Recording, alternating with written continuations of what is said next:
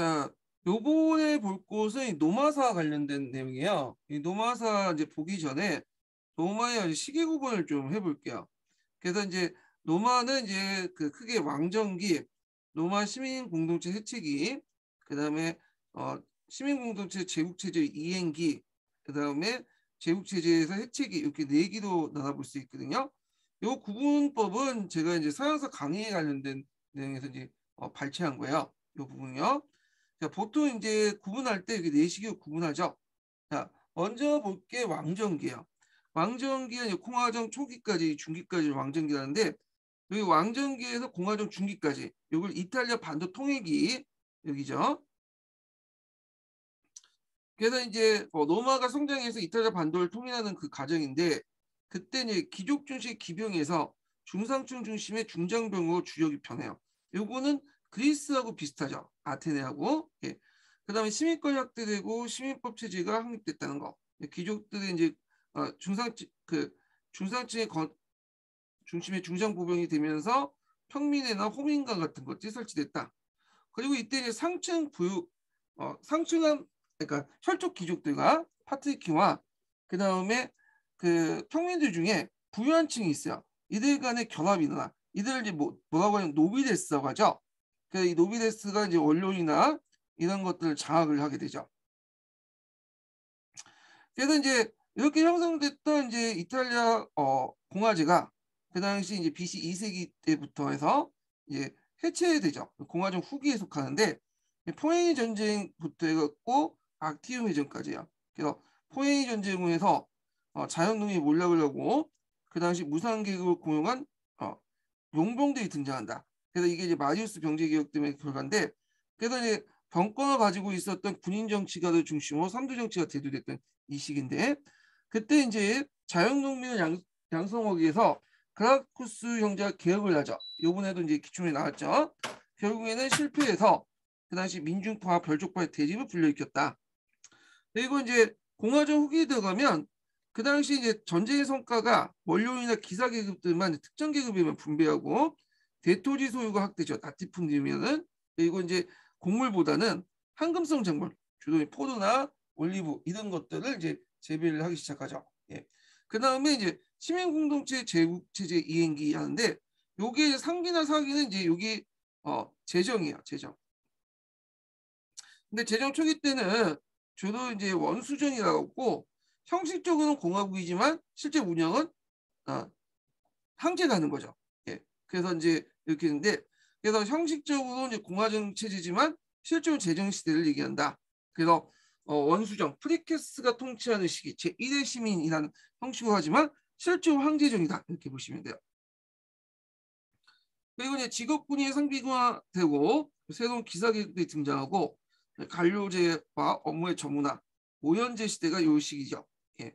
그래서 이제 있고 그다음 제국 해체기는 BC 3세기 5세기 때까지인데 요때 이제 BC가 아니라 AD로 넘어가는 시기죠. 예. AD 3세기에서 5세기 때 넘어가는 건데 이제 제정 후기 때요. 이때는 형식적으로 남아있었던 공화제 틀을 없애고 완전하게 이제 제조로 넘어가요. 예. 그 도미네제라고 하죠. 동방 군주제를 실시하는데 그 이제 동방 군주제를 실시했던 그 황제가 디오클라티누스 황제죠. 이때는 주변에서 이민족들이 침이 많았죠. 뭐 게르만족, 산삼족, 페르시아 이런 민족도 있었고 항실 재정이 악화되고 그다음 상품화폐 경제가 해체되면서 화폐 경제에 몰락이 되고요. 그다음에 대농장 제도는 똑같은 대농장 제도인데 이게 좀 성격이 바뀌죠. 그래서 라티푼디움에서 부자유 소작인데 콜로누스가 운영하는 콜로나투스 제도가 중심 대농장이 되죠. 그다음에 자연경제 체제로 돌아가니까 주변에서 이제 곡물 구하기 힘들죠. 그러니까 주로 이제 콜로나투스는 곡물 재배 위주로 했다. 그리고 그 당시에 기독교와 동방교회가 확산이 됐다. 네.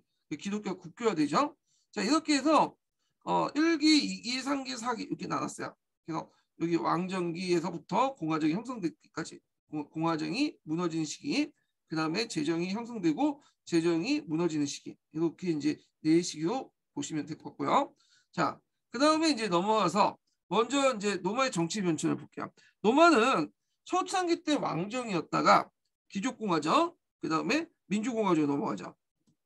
그러다가 이제 제정으로 넘어가는데 제정도 크게 두 가지 나누죠. 원수정하고 전제구주정 이렇게 하죠. 원수정은 이제 앞에서 언급한 공화제 틀을 형식적으로 가지고 있지만 실제로 제정으로 통치했던 시대고 여기는 그냥 형식이나 실제나 다 제정이야. 예, 동방군주제를 받아들여서 자 그럼 먼저 볼게요. 왕정이에요. 왕정. 왕정 관련된 내용은 시험 문제에 그렇게 나오진 않아요. 이거는 예. 근데 이제 좀 볼게요. 자 여기 로마 같은 경우에는 이제 거기에 다양한 민족들이 살고 있었는데 우리가 이제 알고 있는 로마에 세웠던 라틴족들도 원래는 로마의 원주민들이 아니었어요. 이들도 이제 BC 한 1100년 경우에 이동을 했어. 그래서 그 라틴족도 이제 이동을 해서 티베리강 유역에서 이동을 했던 민족이야. 그래서 이들이 이제 중심을 갖고 로마가 세워지죠. 로마의 건국서라는 여러분들 알다시피 여기 그 로무스와 레무스라는 형제에 의해서 뭐냐면 만들어지죠. 그래서 로무스와 레무스가 이제 암늑대에 이제 뭐냐면 그날 버려졌는데 늑대 젖을 먹고 이제 건국했다고 하는데 하여튼 그 로무스와 레무스가 같이 했다가 나중에 이제 다툼이 있어갖고 로무스와 레무스를 죽여요 동생이. 예. 그래갖고 이제 독단적 그러니까 단독 왕이 돼서 집권을 하게 되죠. 보통 로마의 왕은 뭐 기록마다 좀 다르지만 7명으로 돼 있어요. 7명. 1대부터 해갖고 7대 왕까지 있는데 보통 1대에서 이제 3대까지는 그 라틴족 왕이 등장했고 그다음에 4대에서 5대인가? 네. 5대까지는 잠깐만요. 1대 잘못 생각네. 1대에서 2대까지는 라틴족. 그다음에 3대에서 4대까지는 그 옆에 이제 사비니족이 있었어요. 사비니족. 로마 애들이 이제 여자가 없다 보니까 약탈을 해가지고 이게 서로 동맹이 맺어진 그런 족이 있어요. 사비니족이 왕이 됐고 그다음 5대부터 해서 7대까지가 이제 그 북쪽에 있었던 에트루리아족이 있어요. 에트루리아. 네, 이렇게 구성이 됐거든요. 그래서 로마는 세 개 큰 부족으로 구성돼 있죠. 라틴족하고 샤비니족, 그다음에 그 에트루리아 이렇게 세 개의 큰 구성으로 구성돼 있다. 이렇게 보시면 될 것 같아요. 자, 왕정의 특징은 왕권은 외부 지배적인 상징이었고 실제 지배는 소수의 활동 귀족들이 지배했다. 이 소수의 활동 귀족들을 뭐라고 얘기하냐면 파트리키라고 해요. 파트리키. 파트리키라는 것은 성을 가지고 있는 사람들이라는 뜻이죠. 보통 우리나라도 그렇지만 성을 갖고 있다는 건 고대 시대 때는 지배층의 일원이라는 거야. 예. 그래갖고 이제 이 지배층이 실제로 통치를 했다. 그리고 원료원의 견제를 받는데 이 원료원들은 대개는 귀족들로 구성돼 있죠. 그런 것들.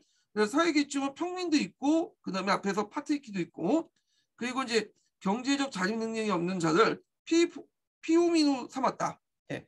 그래서 피오민 관련된 내용, 피보호자 관련된 내용이 예전에 기출문에 나왔죠. 그래서 이거 예전에 한번 기출문에 나왔으니까 좀 기억을 해주시고요. 이거는 여기 관련돼 갖고 피보호자, 피오민 관련된 내용이 예전에 기출문이 나왔는데 이게 이제 왕정 초기 때부터 형성됐던 제도지만 후에 제정까지도 계속 진행이 돼요. 그러니까 공화정 거쳐서 제정까지 전반적으로 이제 노마 시대 때 있었던 어떤 특징이었다 이렇게 보시면 돼요. 되게 이제 그 피보호자 제도는 이들 예민이라고 하는데 노예는 아니에요. 그래서 법적으로 귀족의 보호와 물질적 도움을 받는 자유민이야. 자유민이지만 그들은 이제 보호자인 귀족과 신을 맺어지고 어떤 법적 인격으로서 인정되지 않아요. 그래서 이게 이제 금지산자라고 보면 되겠죠. 그래갖고 뭐 장애인이라든지 정신장애인이라든지 뭐 나이가 어리거나 그러니까 우리도 이제 그 자유인 인정받지만 법적인 어떤 그 인격자는 법적 인격자를 인정받지 않고 그 보호인이 법적 인격을 그 법적 행사를 하잖아요. 그런 사람들이야. 그래서 피보호자가 재벌지육경에는 그 당시 보호자가 뭐냐면 법적 어떤 대리인 역할을 했다. 이렇게 보시면 될 것 같아요. 피보호자는 이제 보호자를 따라 종군하고 보호자가 완전한 자유인이고 토지 소유자가 되어 독립된 경우에도 전에 종속적 관계가 계속 유지됐다. 이렇게 보시면 되고, 요거는 공화정 때, 제정 때도 계속 보여요. 그래서 그 예전에 시험 문제 나왔던 사람이 마리우스라는 사람이에요. 그 로마의 군제 개혁을 했던 사람도 있죠. 이 사람도 예전에는 귀족의 원래 이 평민 출신이죠. 귀족의 예민, 피보호자였다. 이렇게 보시면 돼요.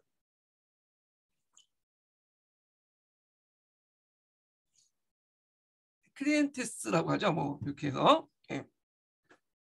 자, 그 다음에 이제 세르비우스 왕의 군제 개혁 볼게요. 세르비우스라는 로마의 6대 왕이에요. 6대 왕. 그러니까 여기 보면 에투리아 민족 왕이죠. 예. 근데 주의할 것은 그렇다고 해서 뭐 에투리아가 로마를 지배했다 이렇게 아니라 그 에투리아인들 중에 상당수가 로마에 건너와서 이제 로마에 정착한 사람들이 많았어요. 근데 얘네들이 되게 보면 이제 뛰어난 문명을 갖고 있었거든요. 문화 수준을 문명을 가지고 있었어. 기술 문화나 뭐 여러 가지.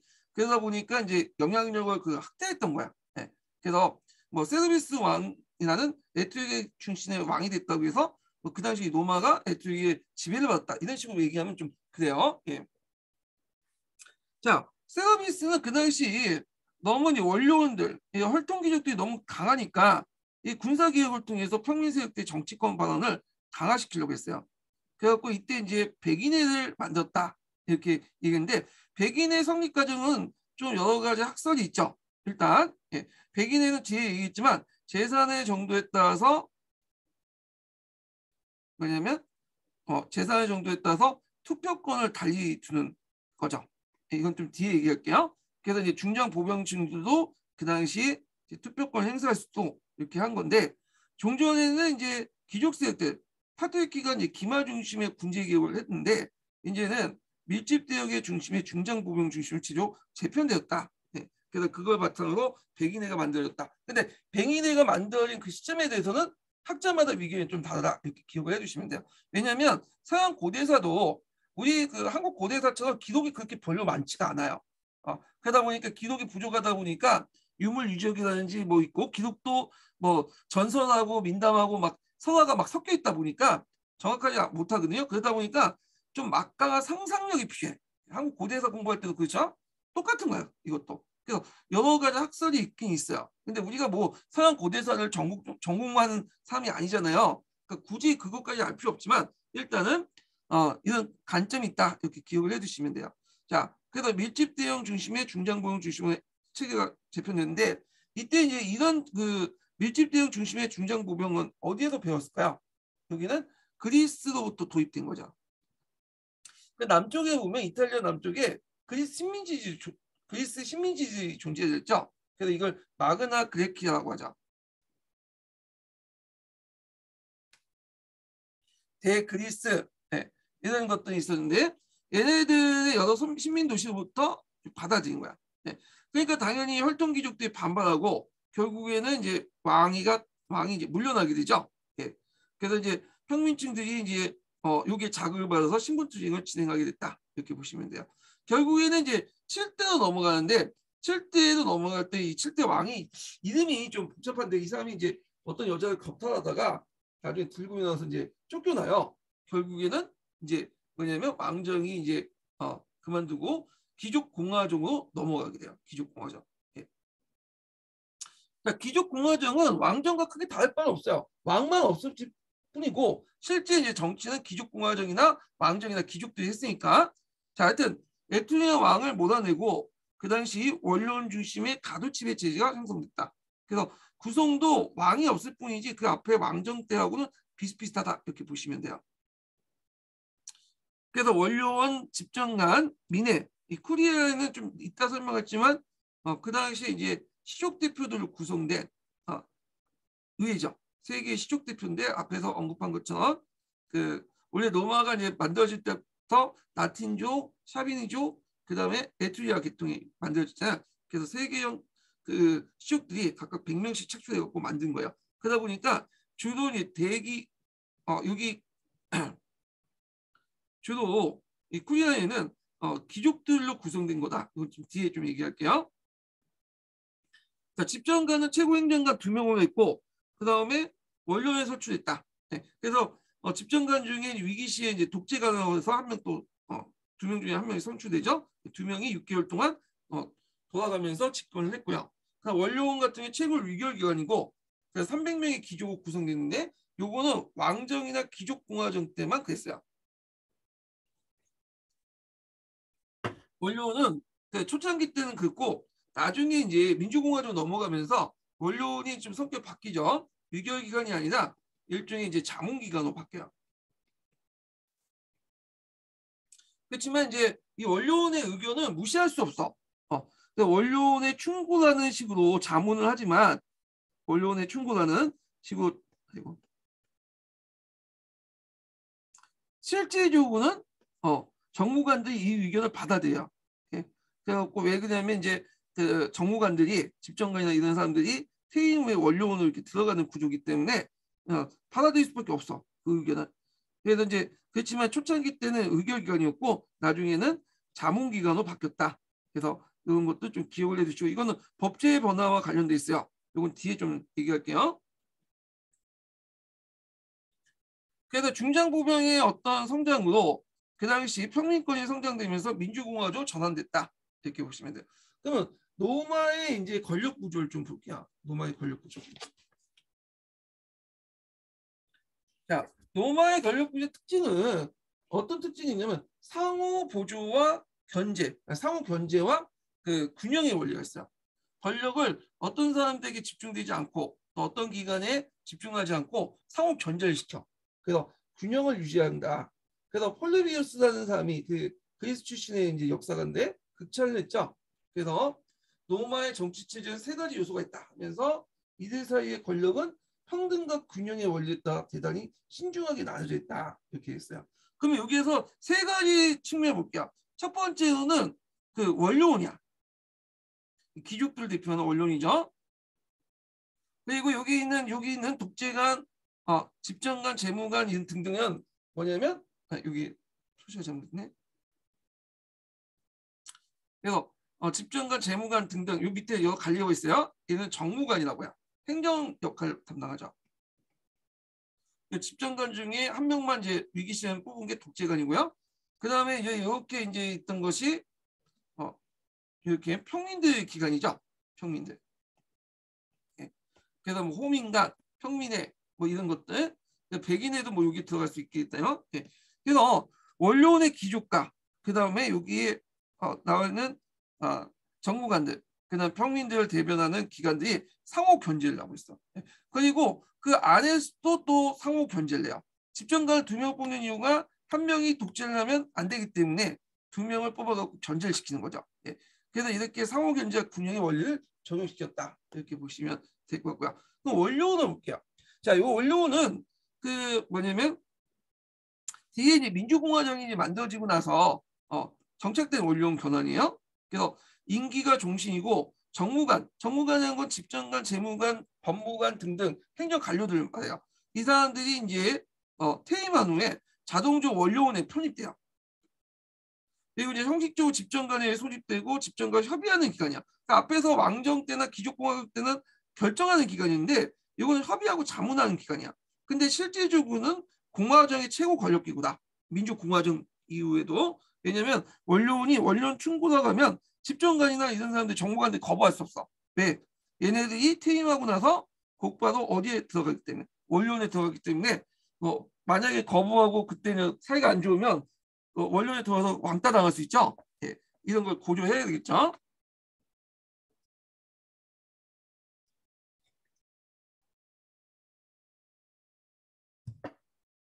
자, 그 다음에 정무관을 볼게요.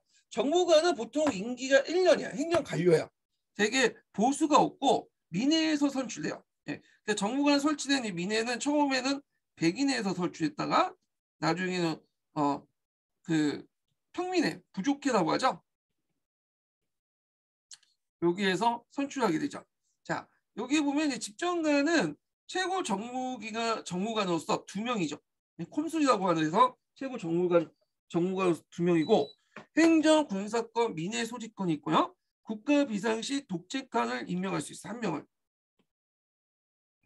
그래서 임기 6개월의 집정관 중 1명을 독재관으로 임명할 수 있다. 근데 독재가는 뭐 위기시 아니면 그렇게 뭐냐면 임명하지 않아요. 예. 하여튼 공인연 기출문제 이 정무관 관련돼서 아니, 집정관 관련돼서 문제 나왔죠. 예, 이게 내용이 좀 약간 부족해서 이것만 더 볼게요.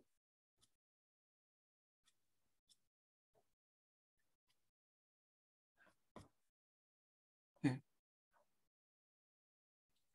그래서 이제 한 달씩 교대도 직무하고요. 상호 간의 합의가 필요하며 상호 견제와 균형을 유지함으로써 권력의 집중과 비대를 방지했다.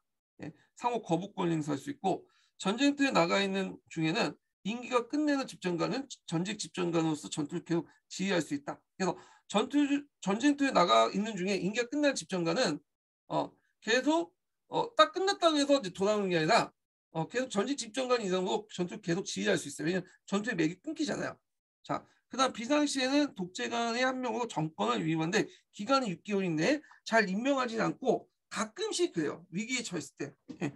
예를 들어서 뭐 제2차 한니발 전쟁 때, 포에니 전쟁 때 그 당시 한니발이 쳐들어서 매번 이제 그 로마군이 격퇴당하니까 파비우스를 이제 독재관을 임명했죠. 이런 경우 기간은 6개월 동안 이제 하도록 하고 그 다음에 집정관 밑에 법무관이라는 게 있어요. 예. 임기 1년이고 사법을 강장하고요. 대개뭐 법무관을 거쳐야 집정관이 될 수 있어요. 그래서 전쟁 시에는 집정관이 전쟁터에 나가면 업무를 대행하는 역할을 했다. 그 다음에 에딜레는 공공건물을 관장하고 경기 축제를 관장하는 거고 재무관이 있고요. 그 다음 감찰관이 있어. 인구조사나 이런 것들을 이제 하는 것들이 감찰관이다. 등등. 이렇게 집정관, 법무관, 그 다음에 이런 사람들을 보통 정무관이라고 한다. 그래서 정무관은 이제 퇴직 후에 자연스럽게 원료원에 들어오게 된다. 이렇게 보시면 되죠. 자, 그 다음에 이제 보고 호민관을 볼게요. 호민관은 평민회에서 설치하죠. 이것도 공인력 기출에 나왔죠. 그래서 평민의 이익을 옹호하고 정무관이나 원료원의 결정을 거부할 수 있는 권한이 있어. 그래서 나는 거부한다. 그래서 비토권을 가지고 있죠. 대통령 거부권도 그 비토권을 요금 안에서 나온 거죠. 예. 그리고 이제 임기 1년이고 집정관 정부와 동일한 합의제고요. 그 신체와 생명에 불가침 권한이 있어요. 그래서 이 호민관을 때리거나 죽이거나 하면 폭력을 행사하거나 하면 누구나 재판 없이 사형에 처할 수 있어요. 예. 그래서 이거는 평민 세력의 신장과 함께 강화되었다. 예. 호민관은 그 수가 처음에는 2명 정도 되는데 나중에 점점 늘어나요. 예. 그래갖고 10명 이렇게 해서 늘어나고 그라쿠스 형제도 나중에 호민관 출신이죠. 이 사람도. 예. 그래서 이제 이렇게 평민대 이익을 대변하는 사람이었다라고 보고 있죠. 근데 실질적으로 호민관은 출신이 우리가 알고 있는 이제 일반 평민이 아니에요. 얘네들은 이제 로비데스 계층이죠. 대부분 원로원 계층이야. 그래서 호민관도 좀 귀족 계급에서 이제 나중에는 뭐냐면 선발하고 그래요. 얘네들도. 자, 민해를 보죠. 민해는 이제 예전에 백인해가 나왔죠. 백인해 14년 기출문제. 민해는 크게 4가지 있어요. 코리아해, 백인해, 평민해, 트리프스 인민해. 그래서 4가지는 3가지가 잘못 아시고 있는데 4가지가 있어요. 4가지. 네. 그래갖고 이제 있는데 대개 보면 이제 기준이 달라요. 민해 선발 기준이. 대개 보면 코리아에는 혈통을 기준으로 한 거죠. 시족. 자, 백인에는 이제 뭐냐면 재산 정도, 무장할 수 있는 재산 정도에 따라 나누는 거. 평민에는 이제 뭐냐면 지역에 따라서 나누는 거예요. 지역에. 그래서 이제 이렇게 이제 그 지역에 따라서 나눴다. 그래서 좀 기억을 해주시면 돼요. 지역에 따라서 표를 납부하는 거죠. 하는 거죠. 그래서 초창기 때는 코리아가 이제 하다가 백인회로 넘어가다가 백인회에서 평민회가 부족해서 이제 재편되는 나중에 좀 얘기할게요. 트레포스 인민회라는 게 또 있어요. 원래도 인민회도 어미니맘의 활동을 기준으로 했다가 나중에 평민권이 성장되면서 지역을 기준으로 한 거야. 원래 트레포스만 많이 나오면 이게 이제 부족이라는 뜻이잖아요. 근데 이게 나중에 혈족적 부족에서 행정적 부족으로 바뀌거든요. 그래서 이때 부족은 혈족의 의미보다 행정의 의미가 있어. 그러니까 지역 단위로 해갖고 따는 거야. 인민회나 트레포스 평민회라고 또 하죠. 요것도 다 뭐냐면 이건 지역 단위로 해갖고 선발하는 거야. 행정 단위로, 행정 지역 단위로. 예. 그래서 이제 이렇게 있는데 트레포스 인민회는 처음에는 혈통을 기준으로 이제 했죠. 귀족들만 채워줬다가 나중에 이제 풍민권이 성장하면서 여기에 이제 지역 단위로 나눠지면서 이제 평민들이 주도권을 장악해요. 보통 트레포스하고 붙은 거는 귀족들보다는 평민들이 우세하다 이렇게 보시면 돼요. 왜냐하면 트레포스는 지역 단위로 각 한 표를 주다 보니까 여긴 쪽수의 논리가 적용되잖아요. 그러다 보니까 트레포스 평민회나 트레포스 인민회나 다 이거는 귀족들이 장악할 수 없는 구조야. 귀족들도 한 표고 평민들도 한 표니까 쪽수의 논리도 평민들이 많을 거 아니야. 이런 내용도 좀 기억을 해두시면 되고요. 그 다음에 이제 백인회를 볼게요.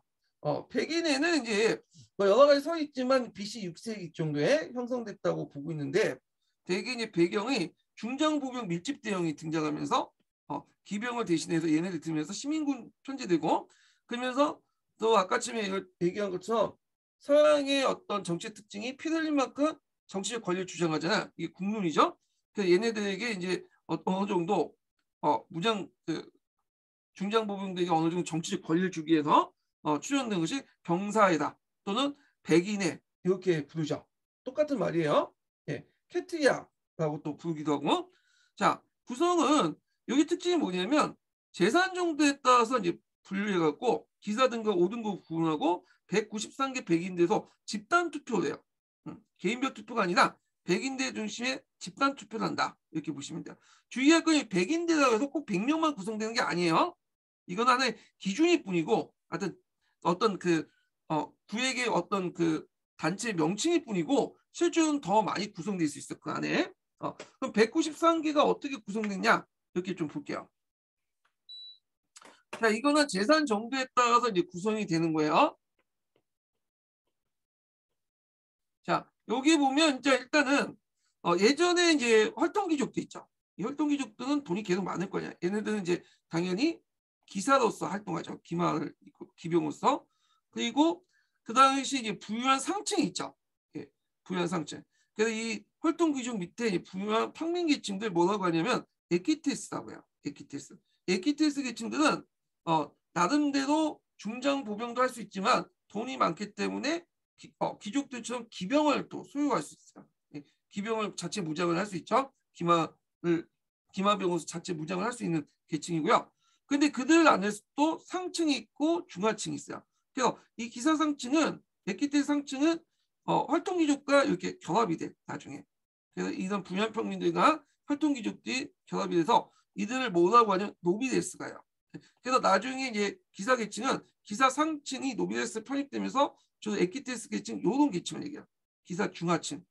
이들이 이제 에키테스 계층이다 이렇게 보시면 돼요. 노비데스 계층과 에키테스 계층은 기병을 구성되고 18개 집단을 구성되어 있어요. 예. 그래서 이 에키테스 계층들은 나중에 공화정 후기 때 이 노비데스 계층으로 신분 상승을 좀 하려고 계속 노력을 했죠. 예. 그럼 뒤에 좀 얘기할게요. 자, 그 다음에 보병은 중장보병하고 경보병으로 나눠볼 수 있어요. 자, 중장보병 같은 경우에는 이제 온몸에 갑옷을 입고 자기를 보호하는 그 보병이잖아요. 그러다 보니까 어느 정도 경제력이 가지고 있어야 돼. 그래서 대개 보면 중산계급층, 그러니까 자연농민층들이 중장보병을 주로 해요. 그래서 이들은 대개 이제 80개의 집단으로 구성돼 있어. 그래서 이제 포에니 전쟁까지는 요 중장보병층이 주력이었죠. 그리고 나중에 경보병, 간단한 무장을 할 수 있는 그 보병들 집단인데 여기 밑에는 이제 5개 집단으로 나눠가지고 여기가 이제 기사 계급하고 보병은 5개 나눈다고 했잖아. 밑에 이제 2등급, 3등급, 4등급, 5등급 경보병이야. 그 무산자 계층인데 무산자 계층은 얘네들은 자체적으로 무장할 능력이 없어요. 경쟁 능력이 없기 때문에 주로 무장을 못하고 주로 이제 전쟁 나면 그냥 보급이나 하거나 단순 노무만 하는 거야. 예. 그래서 이들 계층을 뭐라고 하냐? 프롤레타 계층이라고 해요. 프롤레타 계층. 그러니까 지금 프롤레타 계층은 노동자 계층을 의미하지만 그 당시에 무산자 계층을 의미했다. 예. 그래서 얘네들은 이제 뭐냐면 의무도 없는 대신에 권리도 없어요. 정치적 권리가 없고. 자, 그래서 이제 표를 이제 표를 이제 뭐냐면 행사할 때 집단별로 행사한다고 했죠. 개인별이 아니라. 그래갖고 되게 보면 이제 혈통귀족이나 노비데스, 기사상층, 하층까지 이렇게 했고 그 밑에 중장 보면 아시드위 계층까지 이렇게 내려가면 여기가 이제 다 끝나는 거야. 왜냐면 여기까지가 몇 표냐면 18개하고 지금 98표가 되는 거죠. 그리고 밑에 있는 표는 거의 중요하지 않아요. 이미 얘네들이 여기에서 그 193표에서 가만수를 이제 확보했기 때문에 50% 이상을 확보했기 때문에 대개 보면 요 선에서 거의 대부분 의사결정이 이루어진다. 그렇게 보시면 돼요. 네. 그래서 이제 이렇게 이제 재산별로 뒀던 이유가 뭐냐면 귀족들 입장 볼 때는 위에 있었던 기사계급과 밑에 중장보병, 자연농민층의 어떤 정치 욕구를 수용할 필요가 있었어. 그래서 이런 이제 백인회를 통해서 이렇게 재산별로 이렇게 투표권을 나눠줬다. 이렇게 보시면 되겠죠. 자, 그래서 원래는 군사적 목적에서 했지만 점차 추진돼서 정치적 영역까지 확대됐고요. 법 제정, 그다음 공직자 임명, 대정책 결정, 중요한 사법기능 행사, 전쟁과 강화 결정 등 후에 이제 포르테시우스 법 이전까지 주요 결정을 진행을 했다. 그래서 주요 위에다 이렇게 보시면 돼요. 포르테시우스 법 이전까지의 주요 인해로서 활동을 했다. 이렇게 보시면 되겠죠. 자, 그래서 이제 이때 군제개편 특징, 백인을 만들면서 군제개편의 특징을 보면 중장보병을 중심으로 모든 시민들이 시민구로 편성했다. 혈통이나 신분이 아니라 재산 소유에 따라서 군편제와 계급 구분을 기준했고요. 노마 사회의 핵심적인 민회를 구성했다. 네. 한계는 투표가 개인별 투표가 아니라 백인들 단위의 어떤 집단별 투표야. 근데 고대나 중세시대 때나 정근대 시대 때는 유럽에서는 집단별 투표가 일반적이었어요. 개인별 투표보다. 그래서 더욱이 상위급에서 투표를 가반수에 달하면서 이제 가반수에 달하면 투표가 끝나게 돼. 그래서 이제 여기 보시면 여기에서 투표 쭉 진행하다가 여기 가반수에서 딱 결정되면 요 표는 실제로 의미가 없는 거죠. 4표가 되는 거야. 그래서 실제 의미가 없다. 가반수에 달하면 투표의 의미가 없다. 이렇게 했는데 투표 이렇게 해놓고는 없네. 이걸 뒤에다 써야지 많이 맞는 것 같아. 의미가 없다. 예. 자, 그럼 의미가 뭐냐? 여기 정치적 의미죠. 평민들에게 형식적으로 국정의 자유를 준 거죠. 참여를. 그래서 그중 부유한 자유. 그래서 앞에서 에키테스나 이런 사람들에게 실제 발언권을 부였다. 에키테스나 아시드위 계층에게 신분과 혈통의 구분이 사라지고 시민 전체가 일체감을 부여한다. 상징적 의미로서 나눠져 있다. 근데 주의할 것은 민주공화정 넘어가도 실제 국정은 노비데스 계층이에요. 원료원 계층. 이 노비데스 계층 원료원이라고 하거든요. 그래서 요 얘들 파트키와 그다음 기상상층이 결합된 이 노비데스 계층이 원료로서 실제 정치를 한다. 이렇게 보시면 돼요.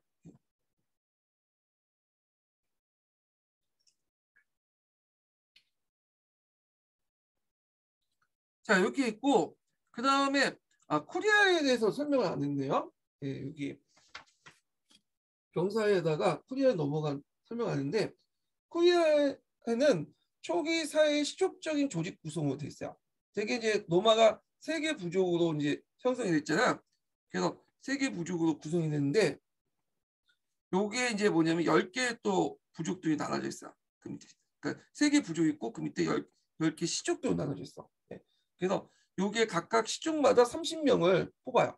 예. 30명을. 그래서 이제 보통 따라 다른데 300명에서 600명 정도 이렇게 대표가 구성돼 있다. 근데 대개 보면 그 시족들 장악했던 사람들이 누구냐면 파트키예요. 그래서 실제로 여기에 이제 참여했던 사람들은 대부분은 혈통 귀족들이다. 이렇게 보시면 돼요. 그래서 요거는 되게 이제 혈통을 바탕으로 했기 때문에 이거는 대부분 귀족 계급이었다. 파트키 계층이었다. 이렇게 보시면 되고 그래서 이제 이런 내용들 파악을 해두시고 평민회를 보죠. 평민회가 나중에 부족회로 개편이 되거든요. 트위플스 부족회, 트위플스 평민회 다 똑같은 말이야.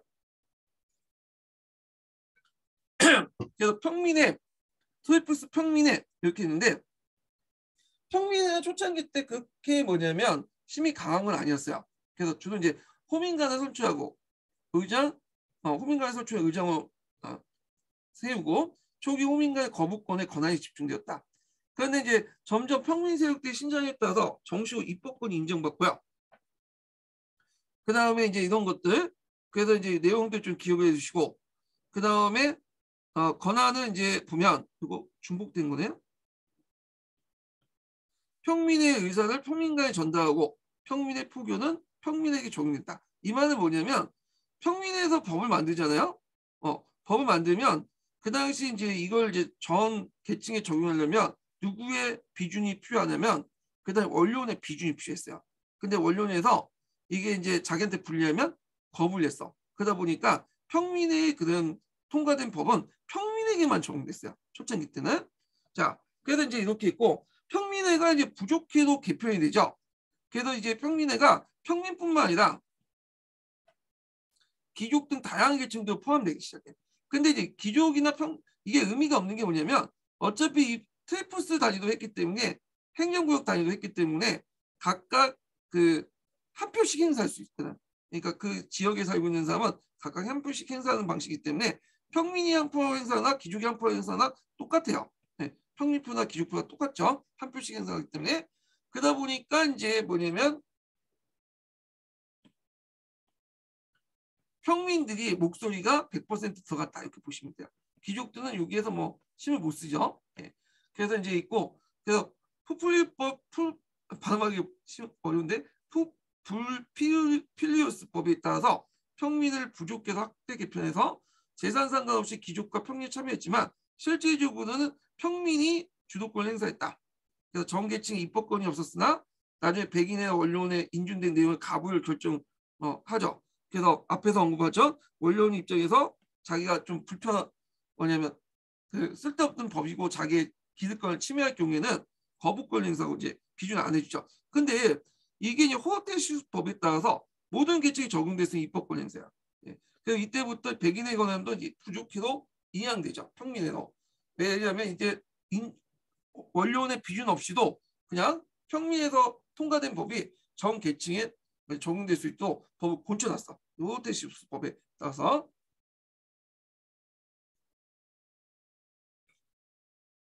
자, 이런 것도 좀 기억을 해두시고 그 다음에 테이프스 인민회라는 거 있죠. 이거는 그냥 뭐냐면 테이프스 부족해 테이프스의 하위 단위의 뭐 의회 그러니까 예를 들어 뭐 그 지방의회 정도 보시면 돼요. 지방의회 좀 격이 떨어져. 처음에 인민회로서 귀족 중심에 구성됐지만 평민권 성장으로 모든 계층이 확대됐다. 그래서 이것도 마찬가지로 이제 테이프스 단위도 뽑죠. 그래서 지역 단위도 뽑아서 했기 때문에 모든 사람이 한 표씩 행사함으로써 실제 평민들 중심으로 운영됐던 그 뭐냐면 민회다 이렇게 보시면 돼요. 근데 테이프스 인민회는 좀 격이 약간 떨어진다. 이렇게 보시면 돼요. 그래서 여기 부족해서 테이프스에서 뭐냐면 뭐 집정가를 뽑는다면 여기는 좀 약간 로마 시장, 그 밑에 뭐 문모 시장 좀 격이 낮은 간직들 뽑는 것이 테이프스 인민회다 이렇게 보시면 돼요.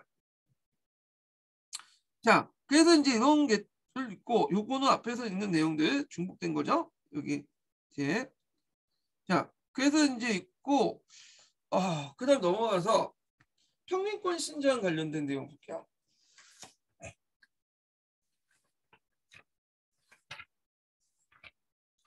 자, 평민권 신장은 그 당시 이제 이탈리아 반도 통일 관련돼서 연결되거든요. 이탈리아 반도 통일 과정에서 그 당시 평민들이 중장보급으로 많이 참여하면서 피를 흘렸잖아요. 그래서 종전의 귀족들이 가지고 있는 정치 권력을 나눠갖자 하면서 이제 뭐냐면 평민권이 확산이 돼요. 그래서 되게 시기적으로 보면 BC 5세기에서 BC 3세기 정도 이렇게 시기죠. 예. 배경을 보면 평민들의 경제적 향상 및 군사적 영향, 그래서 중장보병에 참여했고, 그래서 이제 참정권을 요구하게 되고요. 그리고 이탈리아를 통일하는데 큰 기여를 하게 되죠. 그래서 귀족과 평민의 대립이 초래됐고, 이탈리아 반도 통일에 대한 군사적 공헌 이런 것도 있죠. 그래서 이제 평민들은 법적 평등과 정치 참여, 신분 투쟁을 하게 되고요. 그래서 이제 귀족들은 전쟁 수행을 위해서 평민에 의존하지 않을 수 없었으며 노마의 영토가 넓어지면서 평민의 토지 소유자 수요 증가되면서 양보를 거듭하면서 평민들이 이제 정치 권리를 획득했다. 이렇게 보시면 될 것 같아요. 자, 그래서 이제 그 과정을 보면요. 성상 사건이 있어요.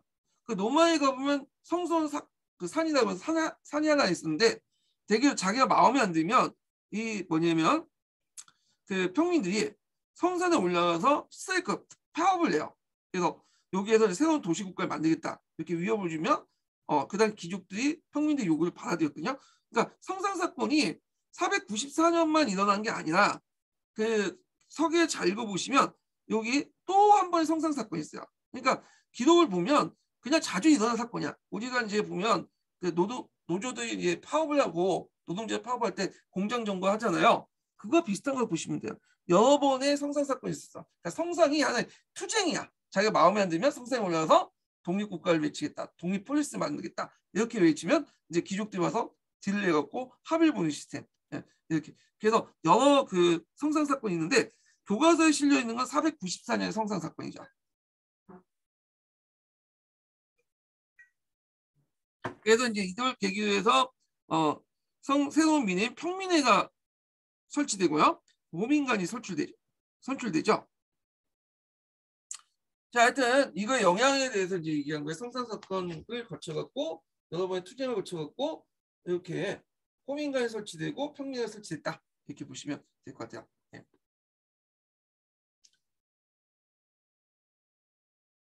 자, 그 다음에 이제 그 시민표법인데 이게 최초의 성문법이죠. 예년에는 이제 불문법을 귀족들이 간습법을 이제 이용했는데 근데 간습법의 문제점이 자의적인 법 집행이야. 그래서 뭔가 이제 성문화된 법이 필요하다. 그래서 최초의 시민법, 최초의 성문법은 시민표법이야. 그래서 노마 한가운데 이제 뭐냐면 동파를 세워서 여러 가지 이제 12가지 조항을 만들죠. 물론 여러 가지 한계점이 있지만 법을 성문화시켰다는데 큰 의미가 있어요. 그래서 이 시민법법 관련된 내용은 예전에 역교동 관련돼 갖고 한번 개념 학습할 때 잠깐 언급됐었거든요. 요거와 관련없이 잠깐 이제 보면 여기 있어요. 그러니까 아버지가 아들을 강금 매매 또는 노동을 시키거나 죽일 수 있는 권리는 종신토록 갖는다. 예. 설사 아들이 정복 고관이나 마찬가지다. 그러니까 상당히 가부장적인 성격을 갖고 있다는 걸 볼 수가 있죠. 그 다음에 이제 이런 내용인데 여기에서 이제 시민법법은 가부장 권한이 거의 무제한으로 보장됐다는 거. 그 다음에 귀족과 평민의 통원 금지 구정같이 양자간의 차별도 아직 뚜렷하게 남아 있었다는 거. 그럼에도 불구하고 법의 성문화를 이어서 나름대로 귀족이 자의적인 어떤 법 집행을 막을 수 있었다. 이게 최초의 성법이고 그 후에 이제 계속 성문화된 법들이 계속 나오게 되죠. 이런 것들 기억을 해두시면 돼요. 예. 한 개 더 밑에 있죠. 예. 그 다음에 이제 여기 이제 시민법법 같은 경우에는 이제 귀족과 그 다음에 평민의 견혼이 금지되는데 여기 보시면 카놀레이아 법에 의해서 귀족과 평민의 통혼이 가능하다. 그렇기 때문에 이제 우리가 알고 있는 노비데스 계층들이 만들어진 거야. 물론 이제 평민이라도 이제 귀족과 이제 결혼할 정도면 나름대로 돈이 많은 평민이겠죠. 대단히 부유한 평민들. 예, 기사 상층 정도 되겠죠. 얘네들. 그 다음에 니키누스 섹스티우스법이 있어요. 일명 니키누스법이라고 하죠. 니키누스 섹스티우스가 만들었다 해서 그런데 그래서 이거 예전에 22년도 기출문제 올해죠. 그래서 이거 명칭 쓰라고 시험문제 나왔죠. 그래서 니키누스 섹스티우스법의 풀네임을 다 쓰신 분도 있지만 그냥 니키누스법 이렇게 쓰신 분도 있는데 제 생각에 맞은 것 같아요. 왜냐하면 서기에 보면 니키누스법 이렇게 돼 있거든요.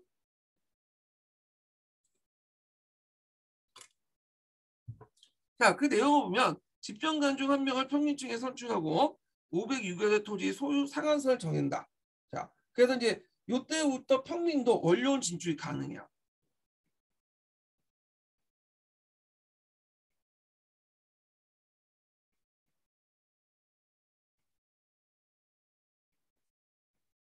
집정관이 정무관이니까 정무관이 퇴직 후에 원료원으로 자동으로 편입되잖아요. 그래서 얘네들이 부유한 평민들이 주로 집정관을 하게 돼요.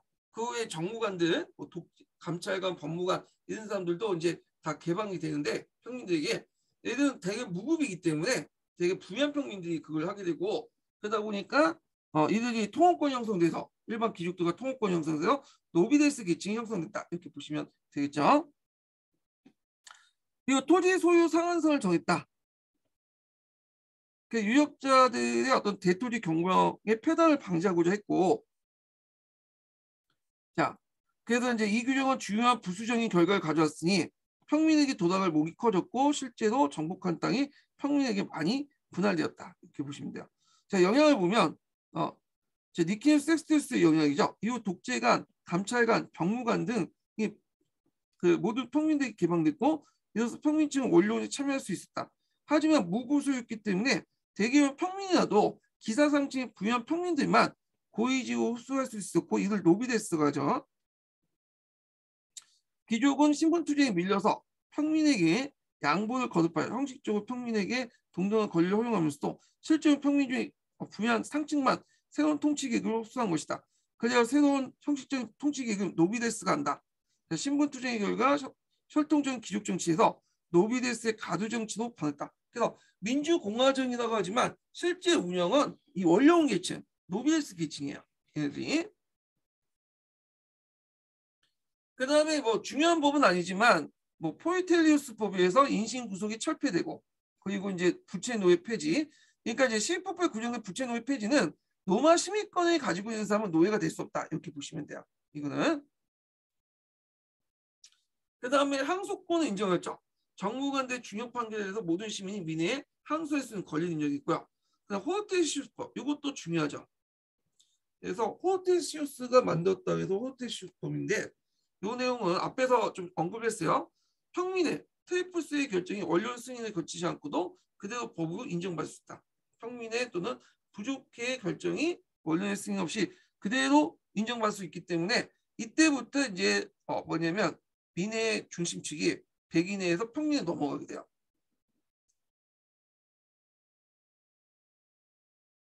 그래서 로마 시민은 원로원과 함께 로마의 공적인 입법 기능을 공유했다. 이렇게 보시면 되고, 자 의의를 보면 이렇게 이제 신분투쟁을 통해서 평민은 형식적 귀족과 같이 갖게 되고 형식적인 법제적인 거야. 자 모든 그 시민은 공동체 일체감을 건고히 건설시켰으며 그런 일체감을 달았던 시민 공동체와 시민군은 로마 팽창의 거대한 시민이었다. 그래서 이탈리아 반도에 팽창하는 데 원동력이 되었다. 이렇게 보시면 될 것 같아요. 그러면 이제 로마가 이제 이탈리아 반도를 어떻게 해서 이제 통일했는가 그 과정들을 이제 살펴볼 텐데 이게 이제 좀 복잡하긴 하는데 일단 보면 요거는 다음 시간 할까요? 네. 자, 다음 시간 하겠습니다.